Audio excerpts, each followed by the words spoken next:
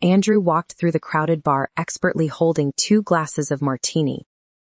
He spotted his table and gently put down the glasses on it. "Thanks. I needed that," Katie mumbled to her friend as she picked up one of the glasses. "If you are drunk enough, shall we leave?" "I don't think Valerie would be arriving any time soon," Andrew said, checking his watch. Katie had just broken up with her boyfriend of 2 years. What she had presumed to be a perfect relationship turned sour over the last few months.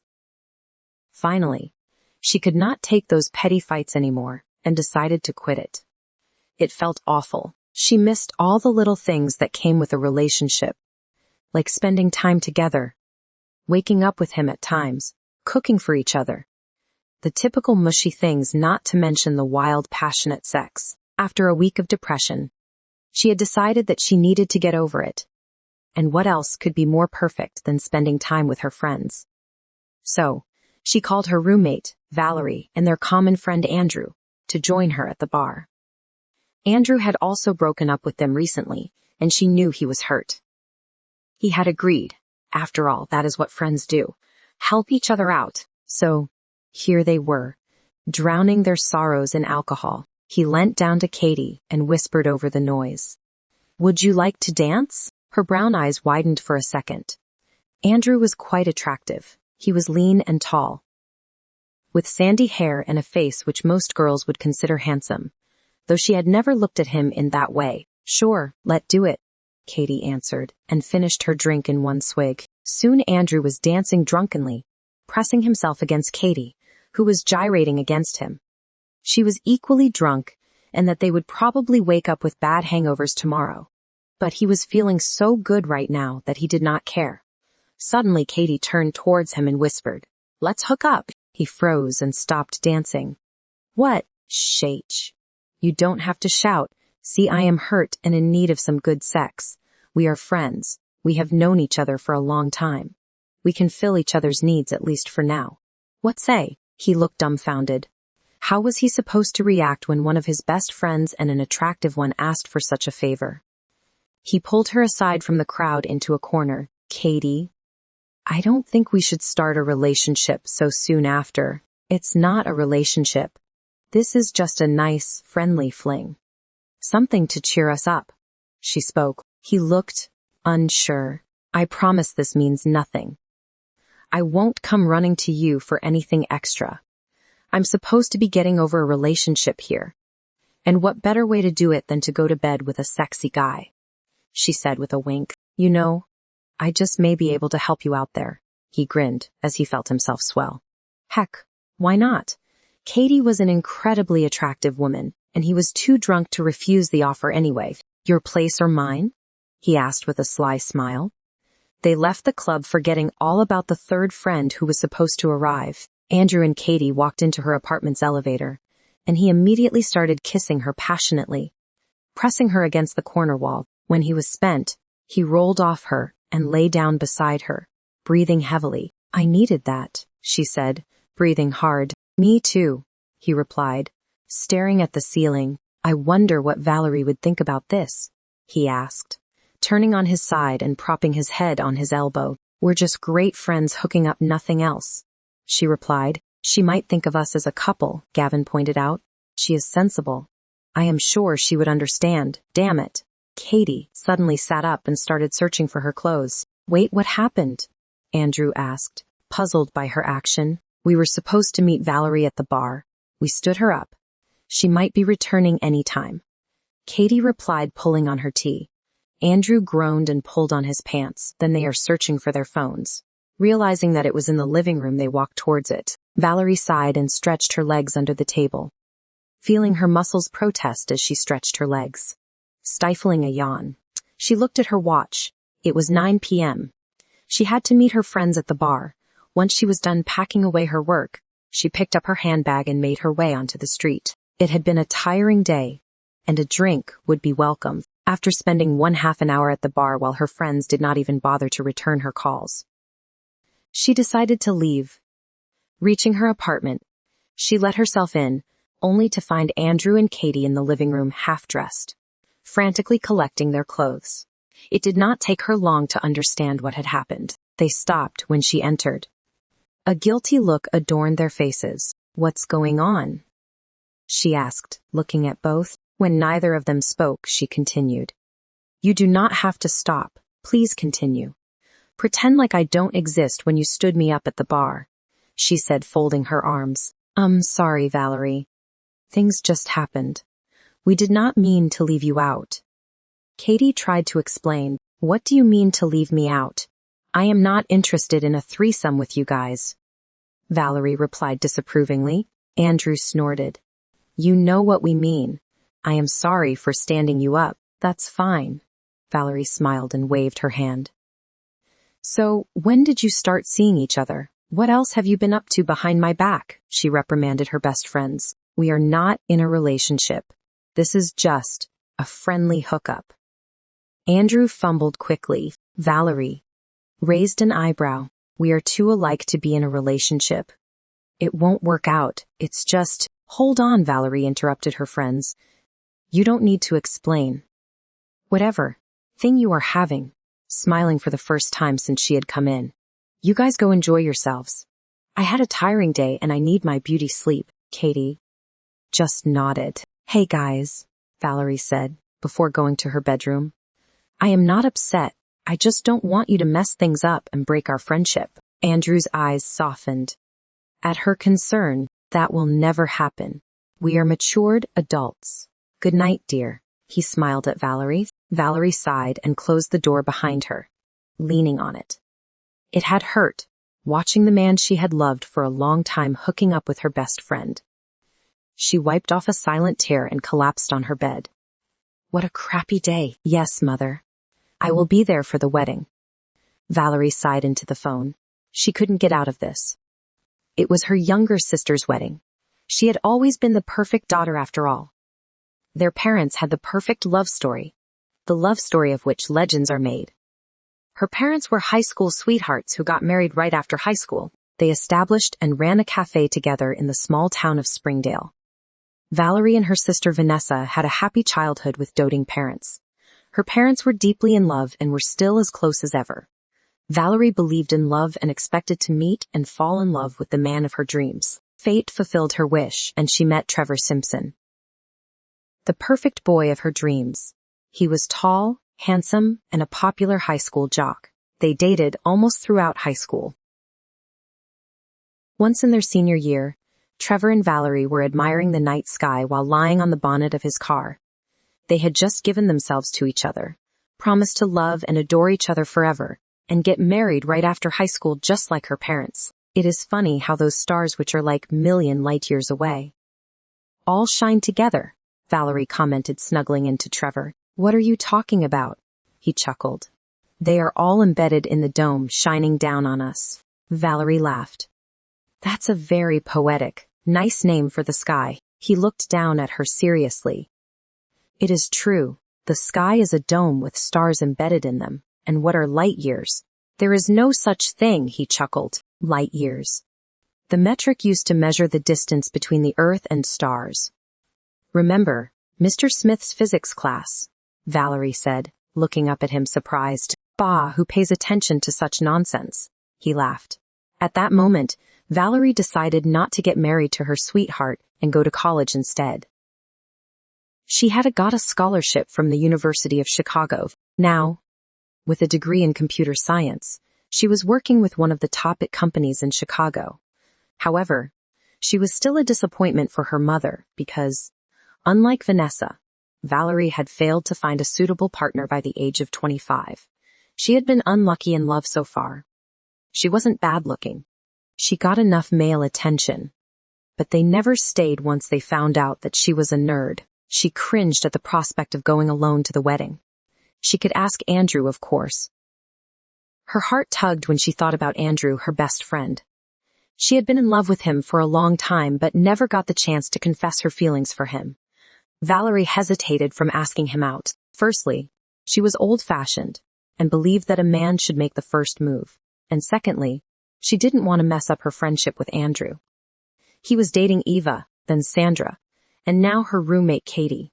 Even though they claimed to be casual, it would be weird to date him while he was sleeping with her best friend. She shook her head. to dispel the depressing feeling of losing Andrew. "Hey, Valerie?" "Coming for the meeting," her colleague Molly chirped. Valerie nodded and got up from her seat. "You poor baby," said Lavender, placing her hand against his rugged cheek. "You are under too much stress. Why don't you come over to my place tonight and unwind a little?" Jake smiled. "I have a very important meeting in the next 15 minutes. Why don't you leave early today?" He was in no way going to let himself be tied to one woman. He had no interest in getting stuck with a nagging wife, who would clear up his bank account. "Nope's not happening." "But," Lavender protested. Jake ignored his secretary and walked over to his chair, leaving a very disgruntled Lavender. They had just been making out so passionately on the couch in his office, when suddenly he left her high and dry. He was immersed in his computer, going over a new deal almost immediately. She just shook her head and went to do her work. She had tried her best to snag him. She knew that no matter what, Jake would always come to her when he needed someone. That was a little comforting. As soon as Lavender left, Jake looked up from his laptop and sighed. He was tired, so very, very tired of doing this. But one bad relationship had been enough. Never again was he going to put himself through that torture. He had to remain satisfied with these meaningless flings, though he was angry with himself for tangling up with Lavender. His secretary, he wanted to avoid complications. And this was not the right way of doing it. The air in the boardroom was warm and stuffy.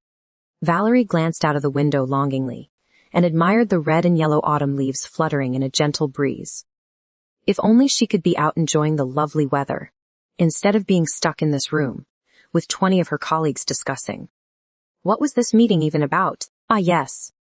Some new deal which their CEO was very keen on, to engage her brain and prevent her eyes from slowly sliding close. Valerie sat up very straight, gave herself a mental shake and allowed her gaze to wander around the room. Sitting opposite her across the polished wooden table was her boss Richard, with short, spiky hair and a wide grin. He was one of those people who made work bearable. Sitting next to him was Molly, one of her close friends. Molly caught her eye and cast her a fleeting grin before rolling her eyes dramatically, moving her hand subtly towards her throat. She made a gesture that suggested she was tightening a noose around her neck. She closed her eyes and opened her mouth slightly, as though being hanged.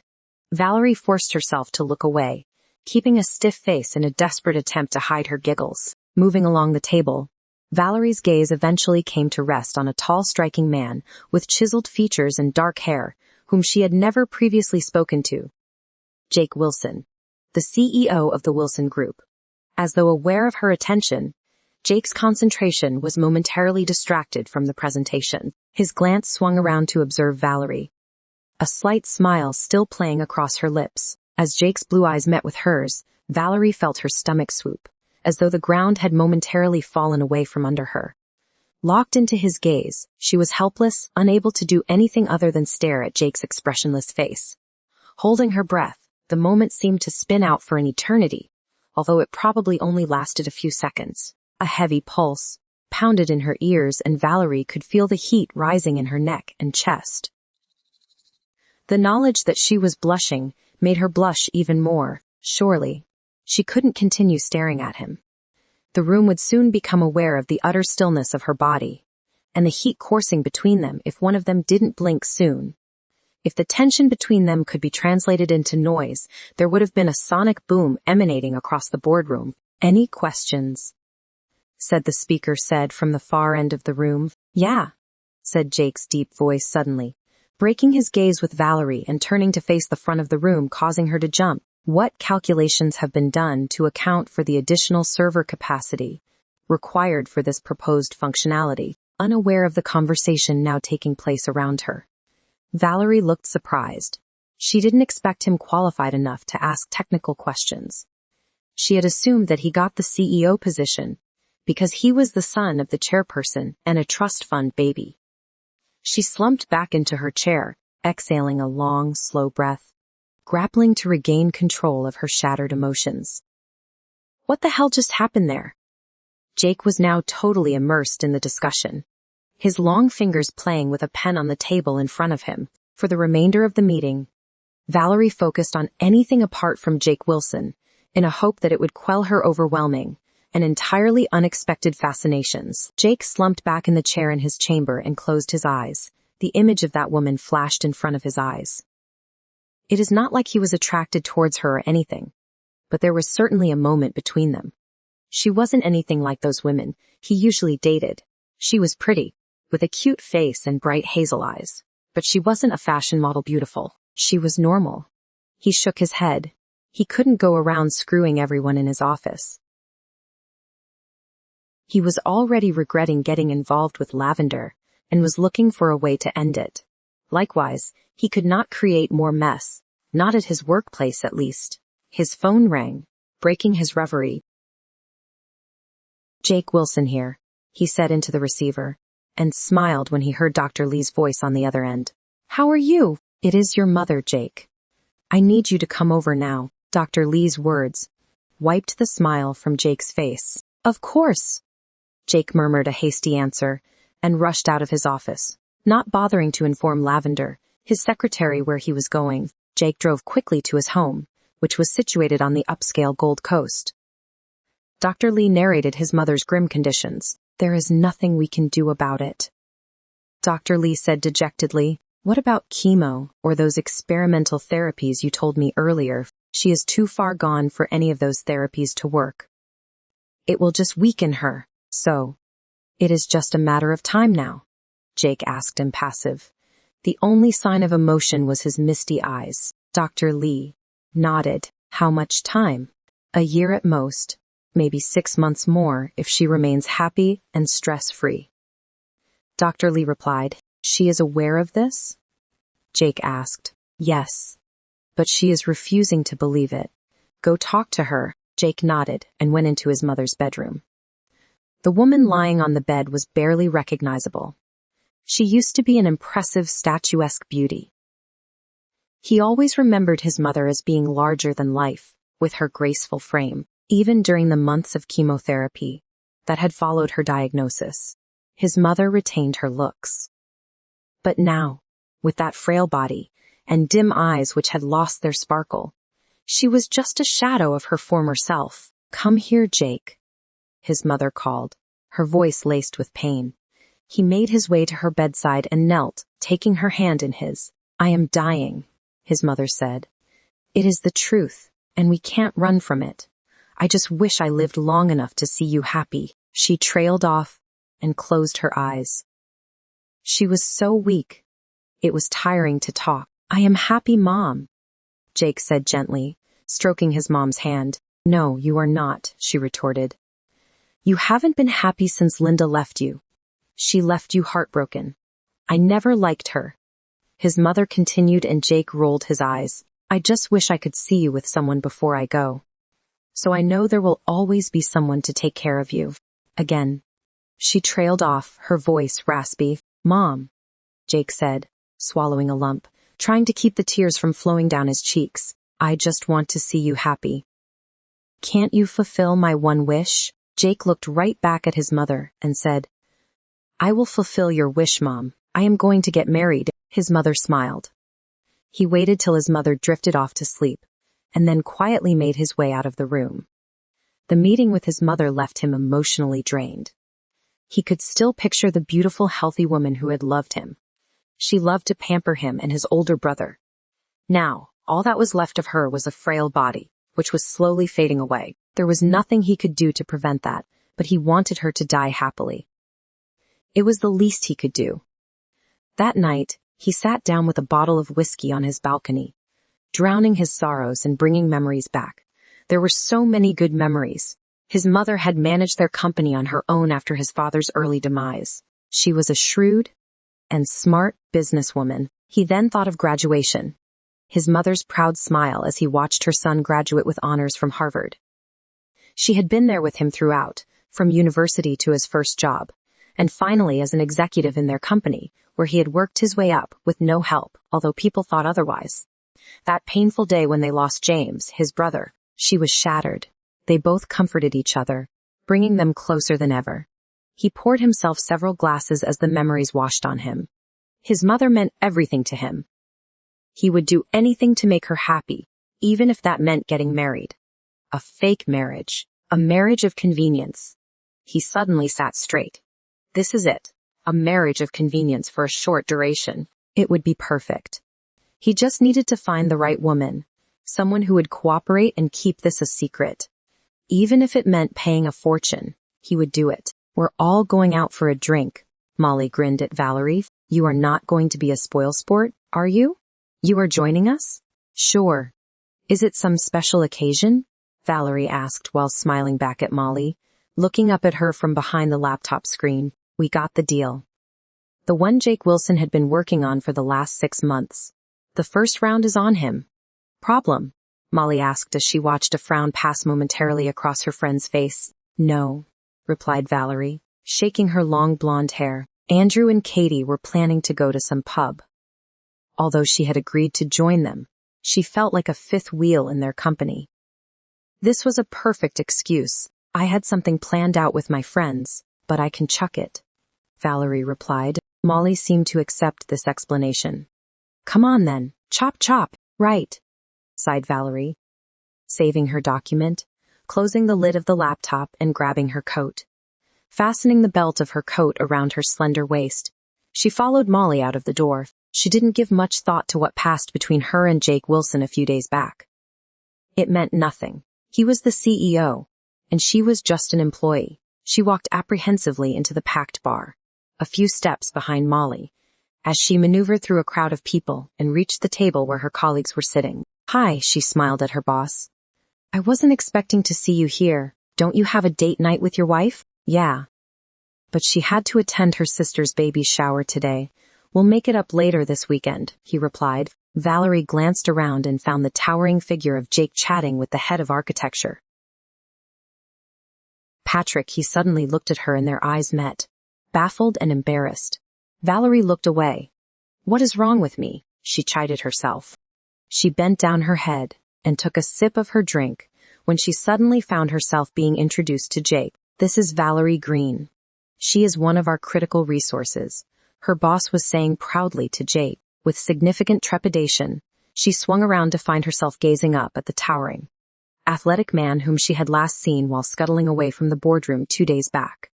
As their eyes locked once more, a deep flush of embarrassment began to permeate through her body. Jake held out his hand. I've heard nothing but praise for how you handled the bug issues with Landcroft a few weeks ago. Against her better judgment, Valerie took Jake's proffered hand. Upon the initial touch of his warm, soft palm and long fingers, Valerie felt a jolt of electricity pass directly down her spine, straight to her core. It was difficult to tell whether the reaction she was experiencing was one-sided. Although she thought she saw Jake's eyes momentarily widen, and then crinkle at the corners. Pleased to meet you, sir, she croaked, trying her best to ignore the fact that he was incredibly attractive. And congratulations on the deal. Thank you, Valerie. Please call me Jake, he replied warmly, squeezing and then releasing her hand. Can we take a break now? We had been working our ass off for that deal. Chortled Richard, oblivious to the undercurrent passing between them. Of course, hence this party. Jake replied immediately, shooting a scorching glance at her and laughing. She blushed, for no reason. I'd better go and get a drink, she said quickly, acknowledging to herself that it needed to be a very substantial one. Without daring to look back, she darted towards the bar. Valerie wasn't quite sure where the time had gone, but it seemed to have turned very late, very fast. Trying to outdo Molly in her drinking game was a bad idea. Only a couple of hardcore drinking colleagues remained. Most of them had disappeared home to their families hours before. Great evening, slurred Richard, but now I must be off. Me too, smiled Molly, giving off surprisingly sober vibes. I prefer not to miss the last train home. Good night, said Jake. Thanks for joining me. Jake swung his full attention to drunk Valerie, who was struggling to stand up. He caught her waist before she staggered and bumped into him. I am sorry, I ought to be getting back too, Valerie slurred, then wobbled on her feet as she headed towards the door. Jake grabbed her hand just in time and led her out. Valerie was beyond tipsy. I'll drop you. Where do you live? He asked. It is fine. I will take, She collapsed on his arms, shaking his head. He dragged her to his car and tried to put her in the front seat. She objected. I can go on my own. I'll book a taxi, she mumbled. I'd feel more comfortable if I took you home. He assured her as he buckled her in. Where do you live? There was silence. Valerie. He turned to look at her. The alcohol had taken its toll. And she had passed out. All right. You are coming home with me, he sighed as he started the car. He parked his Bugatti in the garage and carried her into the lift. She opened her eyes when Jake was punching in the code to his penthouse. Where am I? She asked, as she slowly took in the surrounding. My place? Oh, she giggled. No wonder the wallpaper is so hideous. He raised an eyebrow. So you think you are funny when you are drunk? She tethered on her heels before falling into his arms again. Mr. Wilson, there is something wrong with your home. It is shaking. Could be an earthquake, Valerie said, with a serious countenance. He stifled an urge to laugh. That is very observant of you. Let's see if the bed is also as shaky as the living room, he replied with a smirk. He picked her up and contemplated whether to take her to his bedroom or the guest room. He decided to take her to the former. Likewise, he gently plopped her down on his bed. She leaned back on her elbow and looked at him through heavily lidded eyes. Damn, she was beautiful. He had to drink in that vision. A glimpse of her in the office was nothing compared to her up close. Her sweet smell, her chest rising and falling with each breath, sent tremors through his body for which he wasn't prepared. He ignored his rising hunger and pulled out a shirt from his closet. Would you be able to change by yourself? She gave him a seductive smile. Perhaps you can help, he sighed as he walked over to her. She held up her hand and smiled brightly. Unzip me, please. Jake has been raised as a gentleman. And no gentleman made a move on a drunk, wasted woman, however tempting she might be. Valerie had been more than tempting. It physically hurt to say no when she was sprawled like that on his bed. He'd sensed that it was going to be a difficult night. He found the zip on the side after fumbling around and pulled it down without looking. Which was a feat. Before he could move away, she grabbed his shirt, pulling him forward. Your turn. She giggled. Sorry, what? He asked. She sucked in a deep breath and closed the gap between them. He started to object, but the alcohol, mixed with the circumstance, had dulled his logical mind. He kissed her back fiercely as he reached behind her, clasping both hands around her neck, pushing his fingers into the silky hair at her nape and lifting her mouth to his, collecting what he wanted with a tender but insistent kiss. Her lips were even sweeter than he imagined. The kind of delectable dessert which is never enough no matter how many spoons you have. Valerie ran her hands up and down his strong back. She occasionally stopped to play with his silky hair, moaning at the sensations he was giving her. Valerie arose to the sound of her phone buzzing. Groggily, she spoke into it. Where are you? Katie shouted from the other side. Valerie sat up with a jolt. Where was she? The elegant, masculine room was not hers. Dame. What have I done? She thought. I'll talk to you later. Keeping away her phone and looked around. She took a few deep breaths to calm herself. She realized she was dressed in a large shirt. Her clothes were folded and kept neatly on a footstool, along with her underwear. She wanted to sink back into the bed in humiliation. But there was no time. She crawled out of the thick comforter and wrapped it around her to look around. Then, she dressed quickly. She had the good sense to bring her coat and purse with her, picking up her shoes. She looked around at the expensively decorated bedroom. Valerie wasn't unfamiliar with grandeur, but this penthouse was extremely elegant. She had no time to admire it, though, as she walked past the bathroom door. Notes of a familiar song came wafting to her. He is humming, she thought. A slight smile appeared on her lips. Jake closed the shower and rested his head on the wet tile. He had to deal with the sleeping beauty in his bed now. He had barely slept the previous night. Her beauty combined with the alcohol had only upped her appeal. She had walked in with a dancer's grace and posture, and lips that suggested sweetness and hinted of a storm. He felt that storm when her thick blonde hair had fallen around his shoulders when she had moved forward for a kiss.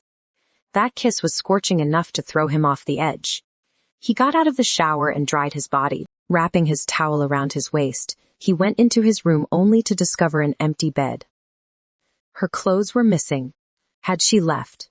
A sudden panic gripped him. Grabbing some clothes from his closet, he quickly pulled on his slacks and a shirt and walked into the living room. Valerie had almost reached the door and was about to sprint off when a strong hand grabbed her arm and swung her around, pinning her against the door. She looked frantically into his deep blue eyes. "Where do you think you are going?" he asked. The scent of his musky aftershave permeated around her. His wet hair fell on his forehead, making her catch her breath. I was leaving," she said, turning red. She had no intention of having a one-night stand with her CEO. Would he fire her? Why? "I didn't ask you to leave," he spoke. "Well, I don't see any point in staying. I am sorry for whatever happened last night. I am, usually not that reckless." His lips curled into a mischievous smile. "Relax, I am not judging. Come on, we need to talk." Unable to resist his demand, she reluctantly followed him inside.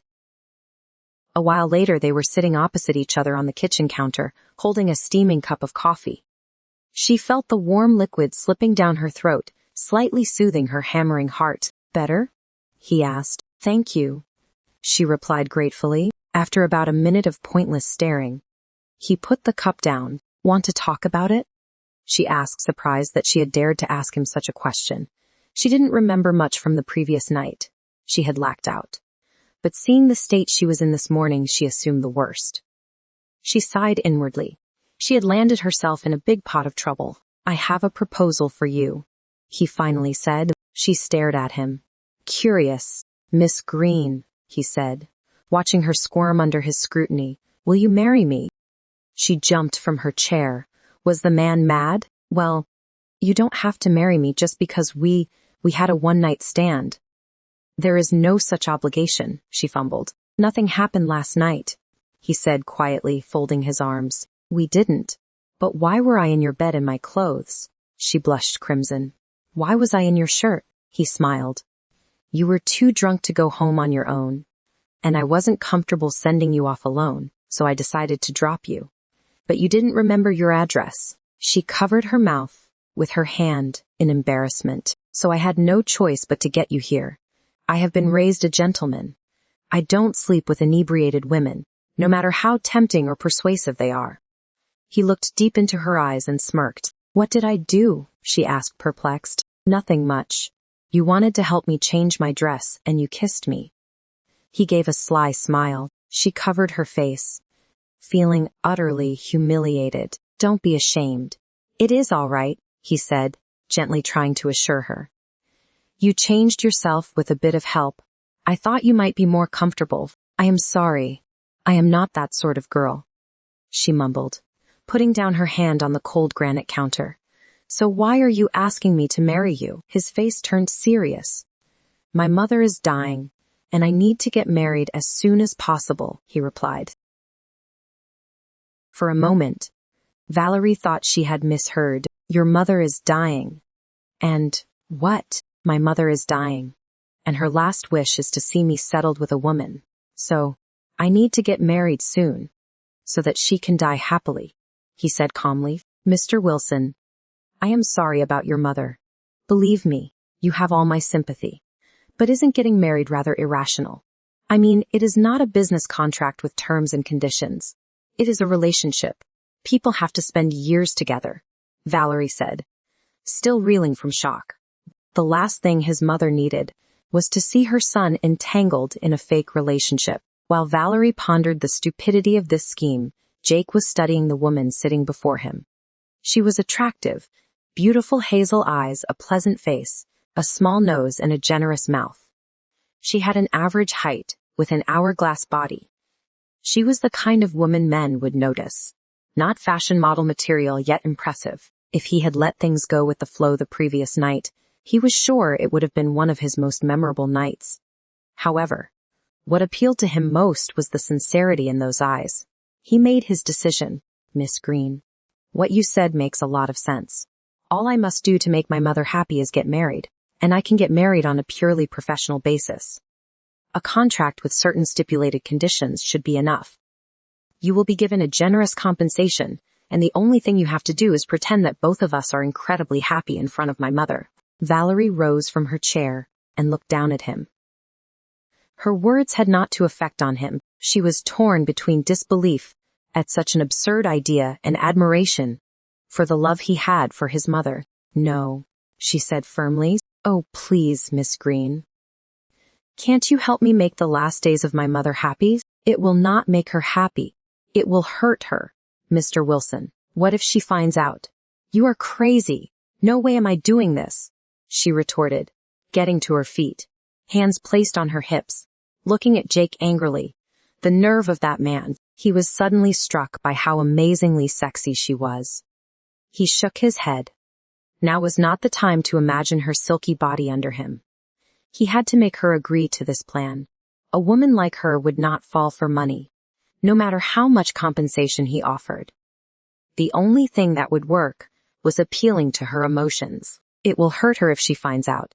Hence, she will never find out. She has been through a lot. I lost my father when I was 9.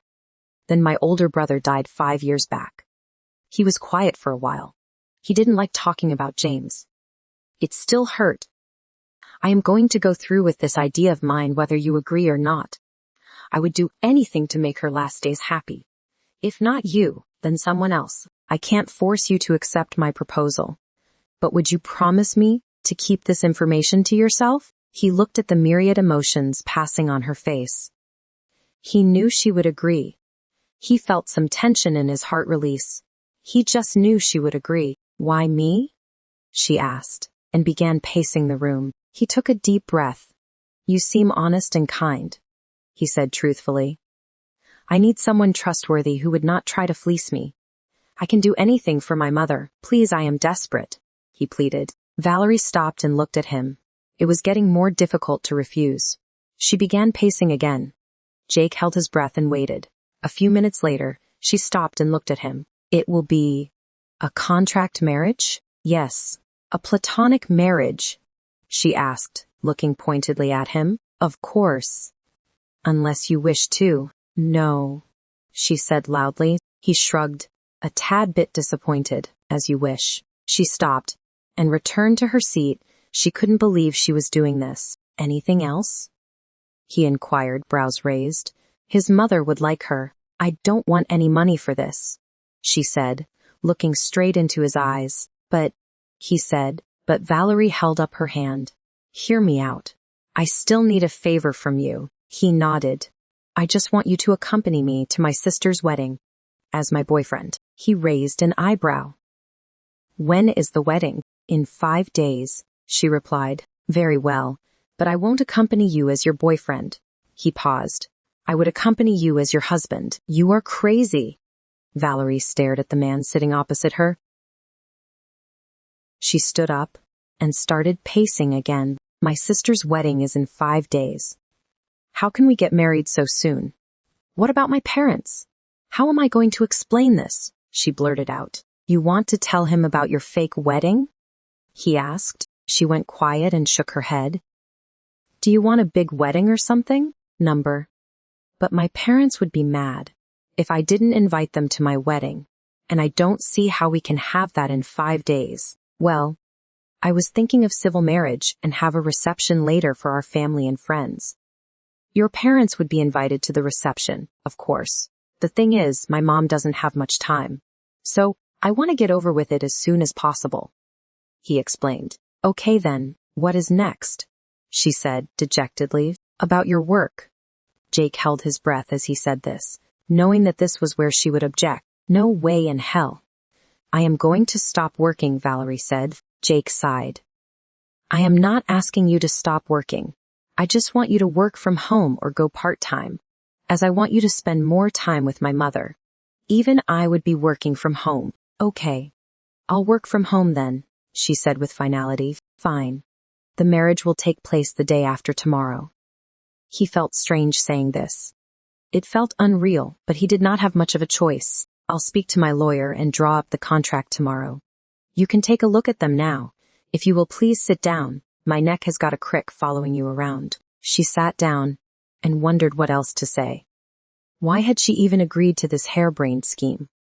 She had never been able to say number occasionally that got her in trouble. Anything else? He asked, cocking a brow. Can I tell my friends about this arrangement? She asked. No. You cannot tell this to anyone.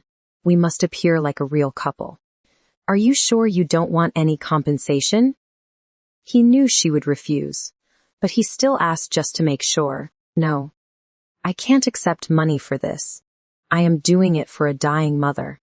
It would be inappropriate to make money out of it, she said simply. Jake stared at her. He had no idea that people like her still existed. How could she be so selfless? He shook his head to stop pondering over it. He thanked his stars for getting the best possible deal. Had he married one of his flings, his mother would have been disappointed. He had asked her for an unreasonable favor, but she had agreed to all with little objection. What surprised him most was the fact that she had refused the money. Every other woman he knew would have jumped at it. He owed her a great deal, and he wondered whether he would ever be able to pay her back. Valerie closed the door of her home and leaned against it, closing her eyes. She breathed out. She couldn't believe that she had just agreed to the most ridiculous proposal in the world.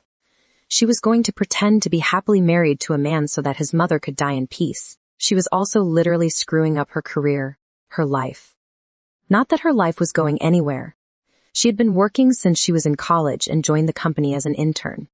She had a good reputation for her work, so why did she agree to marry Jake? That is because she had this absurd desire to keep everyone happy around her, which made her do the craziest, stupid, and every so often the most considerate things for others. Where the hell were you? Katie, who had just appeared from her room still dressed in pajamas, asked. I have to tell you something. Valerie paused. I am getting married. Katie didn't burst into loud gasps as Valerie has expected. Instead, she stared at Valerie as if she had sprouted two horns. Then she took out her phone and dialed a number. Andrew, dear, please come over. Valerie seems to have lost her mind. Katie spoke into the phone. Hey, why are you calling Andrew? Valerie ran to grab Katie's phone. Katie snapped away from her phone and ran towards the couch while Valerie chased her around. Look, just hear me out, Katie, Valerie finally said, panting. Yeah. You better explain. They plopped on the couch, and Valerie grabbed a cousin to hide her trembling hands. Jake Wilson, the CEO of my company, proposed to me last night. We had been seeing each other for some time now, and yesterday he asked me to marry him. Valerie lied. You had been seeing someone all this while. Why didn't you tell me? How long has this been going on? You were with him last night, Katie said in one breath. It was hard to believe that her prim and proper friend was dating anyone. He didn't want to make things public because of the media glare. He is pretty important. Valerie lied again and looked for an escape. She wouldn't be able to sustain Katie's grilling and blurt out the truth. She pretended to yawn. I am exhausted. Want to catch some sleep. We'll talk about it later, okay? Katie looked at her suspiciously but didn't ask anything further. She recalled the conversation they had after discussing the wedding. For the first time, she had felt sorry for him. His mother was dying, and it was obvious to her that he loved her a lot. She sighed, went to bed, feeling sad for Jake and his family. She still needed to talk to her parents. She groaned and hid her face in her pillow. What has she gotten herself into? Tian. Jake, are you sure you want to do this? It is good that you decided to get married. What will you do after Angela passes away? Mr. Wills, his lawyer, asked. He had driven to the company's legal head, Mr. Wills. As soon as he had dropped Valerie home, he had explained the situation and requested him to prepare for the prenup. Mr. Wills was a wise man of 50. He had been a good friend of his father, and later on, helped his mother to sort out the legal issues. He had guessed immediately where this was going. Get a divorce or annul the marriage. Jake shrugged. All right, it will be done, Mr. Wills replied. It would be on your desk by tomorrow morning. He returned to his car and closed his eyes After going through the legal discussions, he realized the magnanimity of the situation. Frankly, he had asked Valerie to marry him completely out of the blue.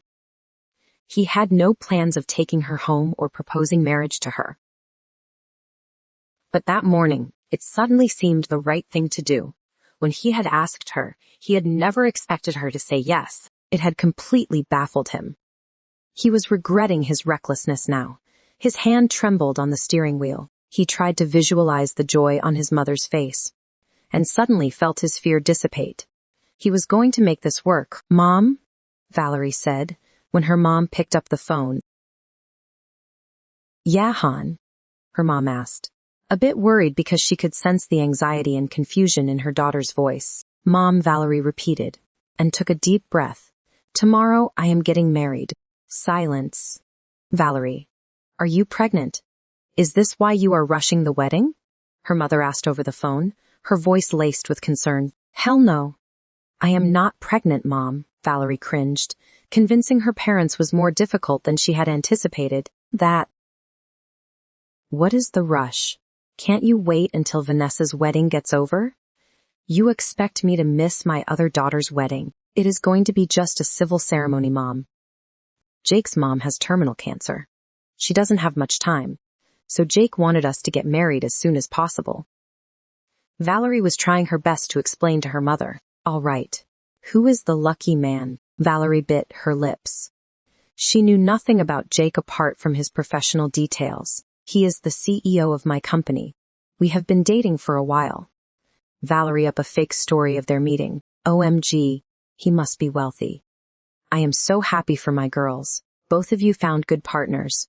Why more can a mother ask for?" Thankfully, her mom seemed so dazzled with Jake's profile that she didn't ask anything further. "You have done what?"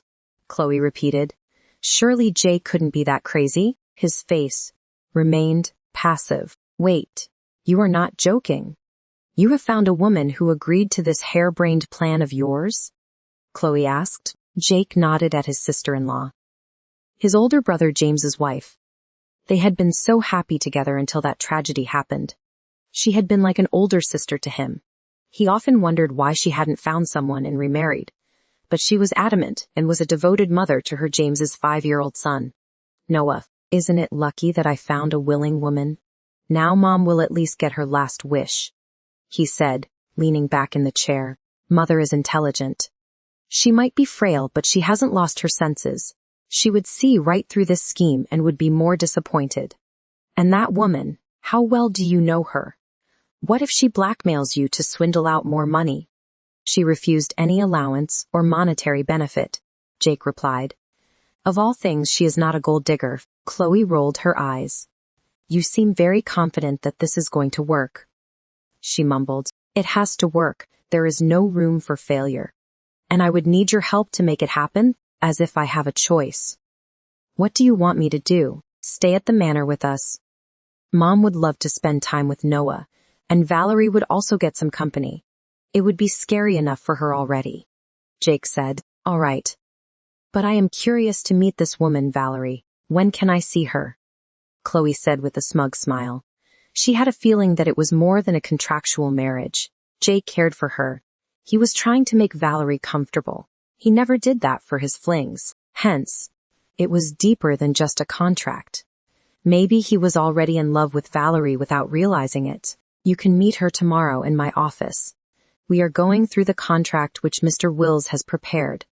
I hope she would agree with the terms and conditions of the agreement," he sighed, crossing his fingers. "That we'll have to see."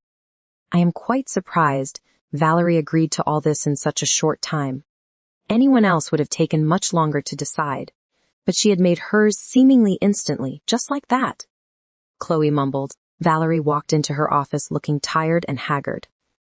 She had barely slept ever since she had agreed to his stupid plan. She was now regretting her decision and wondered if she should back out.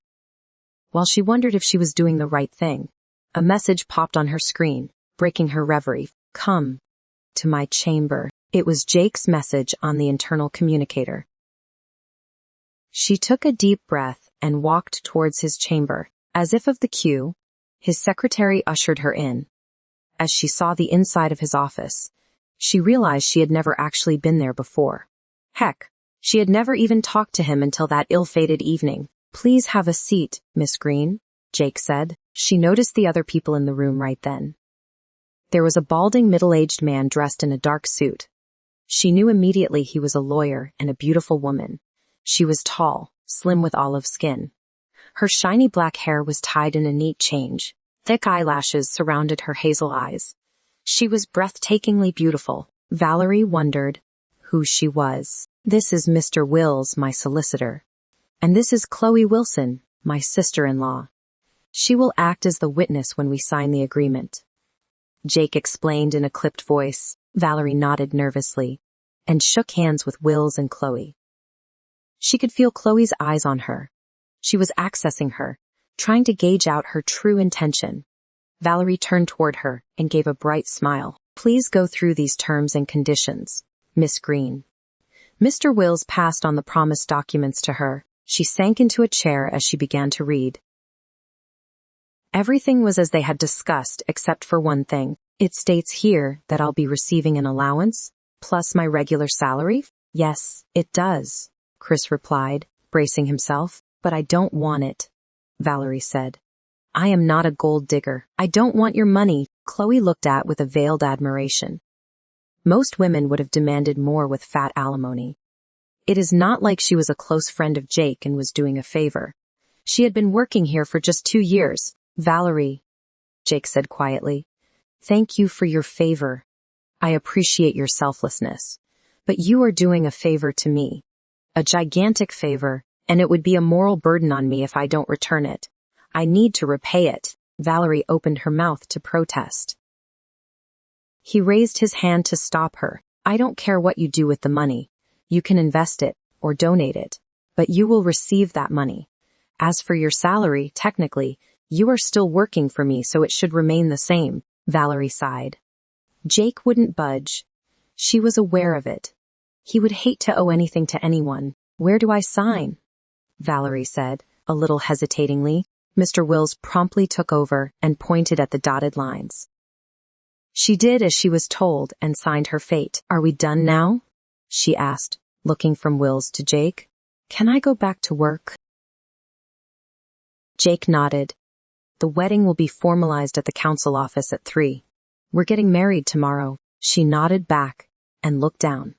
She just wanted to get over with this. "I should leave now." She started to get up. "Wait," Chloe said, and took out a red velvet case from her purse. She passed the box to equally baffled Jake. "Now that you are engaged, you must give her a ring." She smiled. "Engaged?" Jake mumbled. "Ring?" Valerie squeaked. "Of course, Jake, how could you forget?" Chloe chastised him. She opened the box, and nestled in the satin was the biggest diamond Valerie had ever seen. It was almost as big as a peanut. "I can't take it," she blurted out, but no one was paying attention to her. Jake's eyes were fixed on the ring. "This is Mom's ring. James gave it to you," he said. "Not exactly. I wanted to choose my ring, so persuaded him to buy another one. But it remained with me. I want you to have it," Chloe said, her voice slightly choked. "Chloe, I can't. I mean, James gave to you." Jake said, "James gave me many other things besides the ring." Her eyes became slightly mist. He would approve of it. "Don't worry. Please, I insist. Mom would be convinced that your marriage is real if Valerie wore this ring." Valerie had opened her mouth to protest, but thought it was better to keep it shut. She decided to play along and wear that ridiculous ring. Jake took the ring and exchanged glances with Valerie. She sighed and took the box from him. "I'll wear it," she said. She didn't him to put in her finger. Things were already awkward.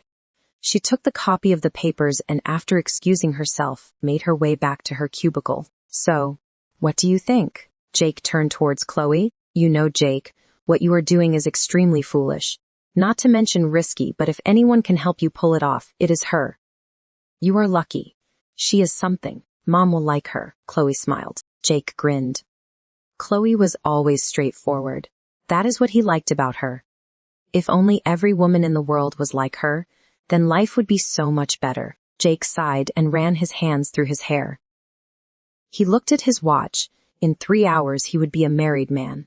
He had barely slept last night. By the time he had read the proposal of a deal, he was tired. It was too late to back out now. He groaned quietly and got back to work, though he was so distracted that he read the same line for the 3rd time. "Hello there." Lavender walked in with a file in her hand. "They need your signature before I send them to Mark." Jake gestured at her to leave them on his desk and continued working on his keyboard. He heard the click of the office door and assumed she had let herself out. He almost jumped from his chair, startled as he felt her hand kneading his shoulders and her perfume surrounding him. He sighed, leaning back against her. "Thank you, I needed that." Lavender chuckled and continued kneading, soothing his shoulder muscles. Jake began to relax and closed his eyes. She gave a stiff smile and gently modified her touch. Her fingers began to caress his shoulders and neck.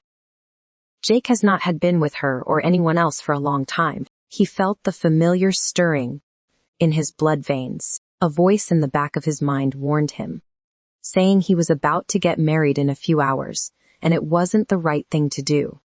But he firmly pushed it away. It was just a contract. It wasn't a real marriage anyway. They had not discussed that terms of fidelity. It had slipped off his mind. Was he supposed to remain a celibate for a year? Hell no. He spun around in his chair and grabbed her shapely waist. She chuckled as he pulled her in his lap and captured her lips. Lavender closed her eyes as they started to kiss deeper. Jake pulled her closer, squeezing her hips.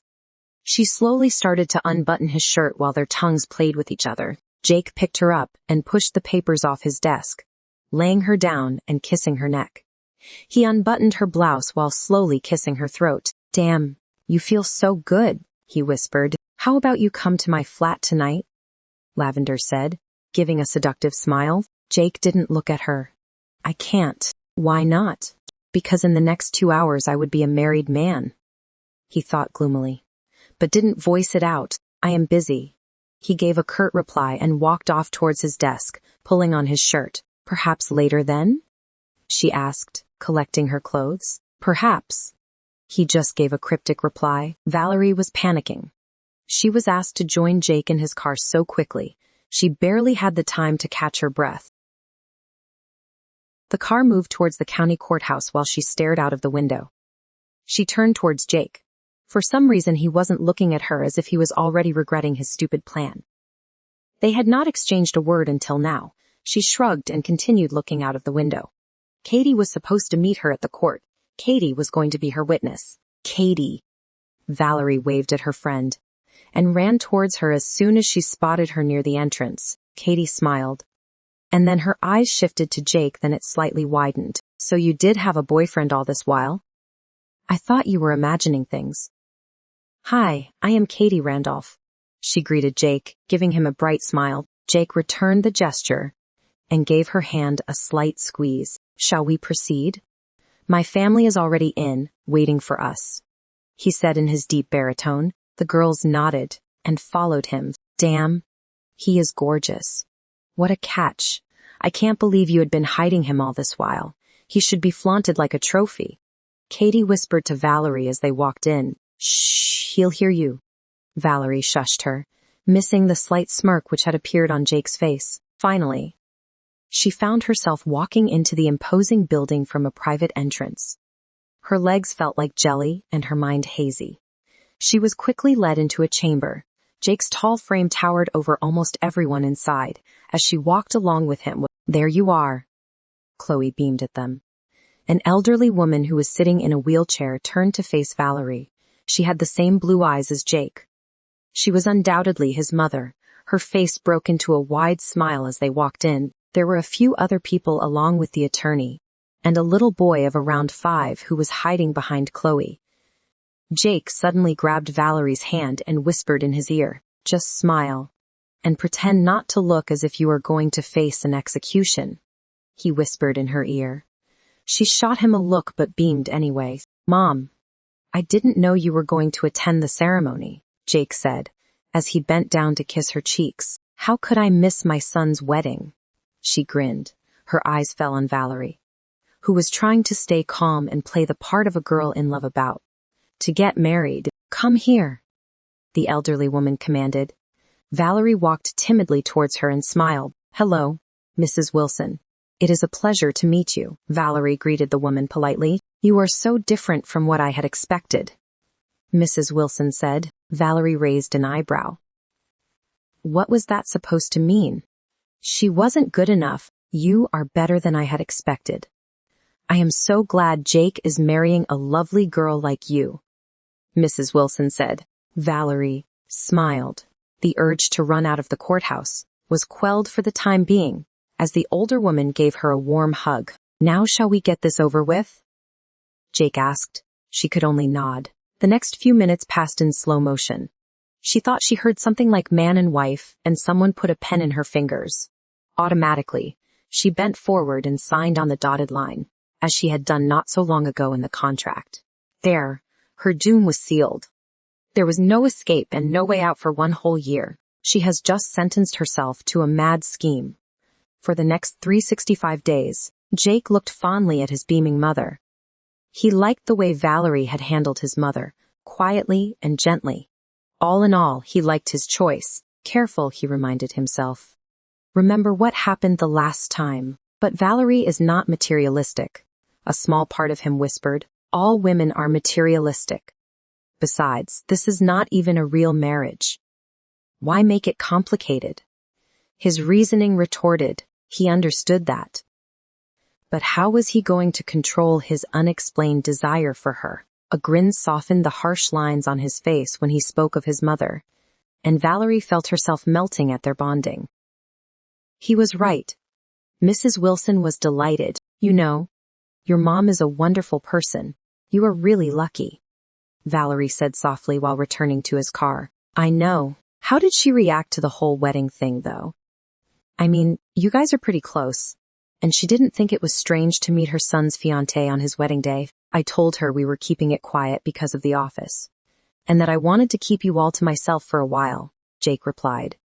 Later on I changed the narrative. I said that her condition made me realize that life's too short for a secret relationship, and that I proposed impulsively, and you accepted, and that we decided to get married a few days later, instead of waiting for a wedding. Valerie completed his explanation. He nodded. And I decided that it would be lovely to get married as quickly as possible, because we are so much in love, so we impulsively went to the courthouse and got married, as the life is too short. She emphasized the words love and too short. He laughed. Yes, and then, for our families, we will have a reception, he informed her.